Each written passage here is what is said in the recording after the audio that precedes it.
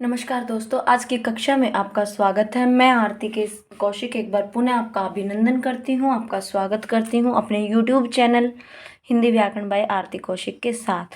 तो चलिए दोस्तों, एक बार फिर से शुरुआत करते हैं अपने विषय की, जो कि हमारा क्रिया विशेषण का विषय चल रहा था।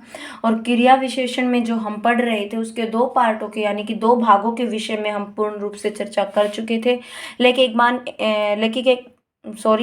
लेकिन एक बार फिर से हम उसको दोहराई के साथ लेते हुए आगे बढ़ते हैं। तो चलिए दोस्तों, पहली बात करें क्रिया विशेषण की। तो क्रिया विशेषण के प्रकार कितने लिए थे हमने? 4। तो 4 प्रकार लिए क्या थे बच्चों? होते ही 4 प्रकार हैं हमारे।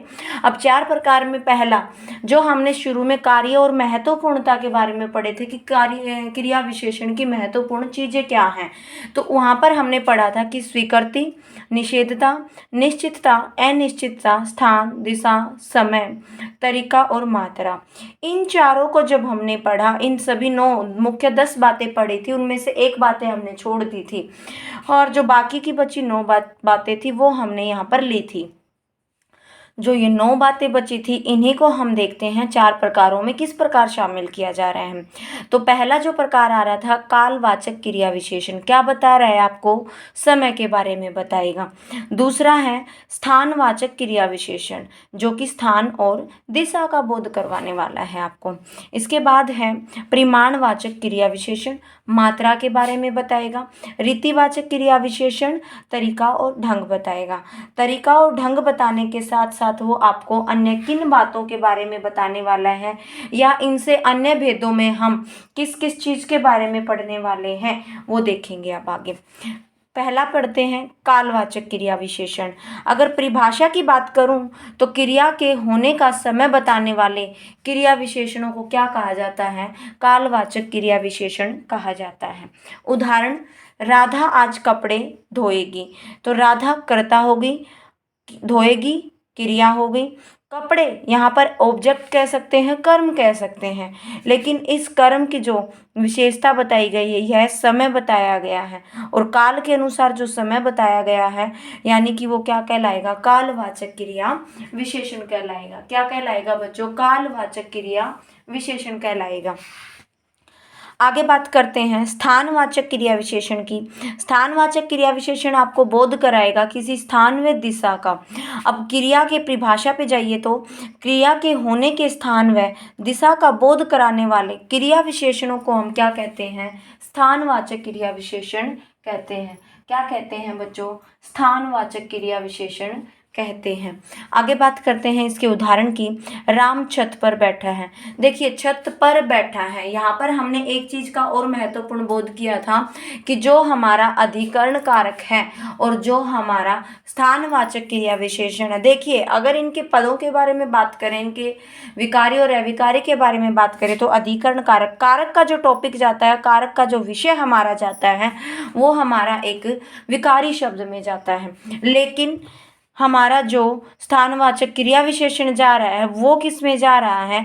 वो जा रहा है बच्चों आपके विकारी शब्दों, अविकारी शब्दों में। तो यहाँ पर बात अगर अलग अलग कर रहे हैं तो दोनों अलग अलग चीज है, अन्यथा आपकी वो वास्तव में चीज देखी जाए तो वो वास्तव में एक ही चीज है जिसके बारे में आपको बताया जा रहा है।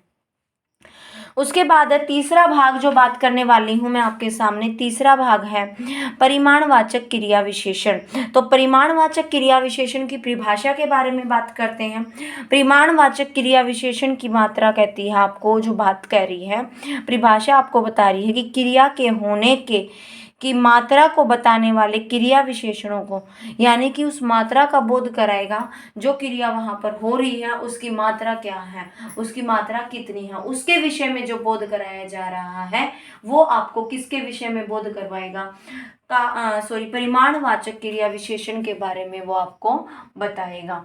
तो क्रिया विशेषण देखिए फिर से उदाहरण बताता है कि राम बहुत बोलता है, सीता कम पढ़ती है। राम और सीता कर्ता हो गए यानी कि कार्य को करने वाले हो गए। बोलना पढ़ना क्रिया हो गई यानी कि इस वाक्य में काम क्या हो रहा है, बोलने का, दूसरे वाक्य में पढ़ने का। अब पहले वाक्य में बताया कि राम बहुत बोलता है, राम बोलता है लेकिन कितना, बहुत बोलता है। ये जो मात्रा आपके सामने दर्शाई गई है यही आपकी क्या कहला रही है, यही आपको किसको दर्शा रही है, यही बात आपके परिमाणवाचक क्रिया विशेषण को शो कर रही है, दिखा रही है। आगे बात करते हैं इसके अंतिम भाग की। अंतिम भाग की तरफ चलते हुए मैं बताती हूँ आपको या बता रही हूँ कि रीतिवाचक क्रिया विशेषण। रीति हम भी बोलते हैं रीति रिवाज, जो हमारे सदियों से चले आ रहे हैं, यानी कि एक तरीका, एक ढंग, जिस ढंग से हम काम करते आ रहे हैं। अगर नाम पर जाएं तो तरीका और ढंग बताने वाले, यानी कि जो क्रिया के होने का तरीका बताएगा और ढंग बताएगा, वो क्या कहलाएगा, आपका रीतिवाचक क्रिया विशेषण कहलाएगा। क्या कहलाएगा बच्चों, रीतिवाचक क्रिया विशेषण कहलाएगा। तो दोस्तों आगे बढ़ते हैं इसके। तो सिर्फ आपको यहाँ पर तरीका और ढंग के बारे में बात नहीं करनी है, स्वीकृति, निषेधता, निश्चितता और अनिश्चितता, इन शब्दों का भी जो बोध कराएगा, इन शब्दों से भी जो आपको बोध करा रहा है, वो क्या कहला रहे हैं, आपके रीतिवाचक क्रिया विशेषण कहला रहे हैं।